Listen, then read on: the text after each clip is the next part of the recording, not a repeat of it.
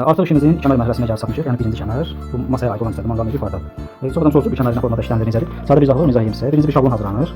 Şablon da elə quraşdırılmalı ki, bu birinci şablon. Yəni buradan da işin gözəlliyi üçün, yəni bax o alt sərgənin xətti ilə bərabər olsa daha gözəl olur. Müəyyən bir dərəcəsinə uyğun kəsilir.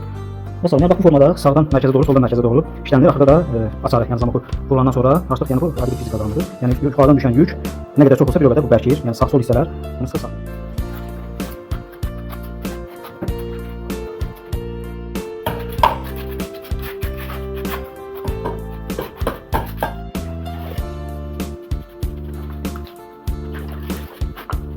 Hissə yekunlaşdı, arası doldu, su təmizləndi.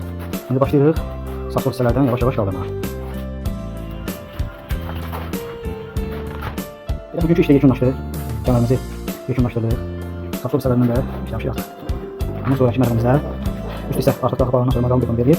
Sonra başlayırıq xırtəsini yığmağa.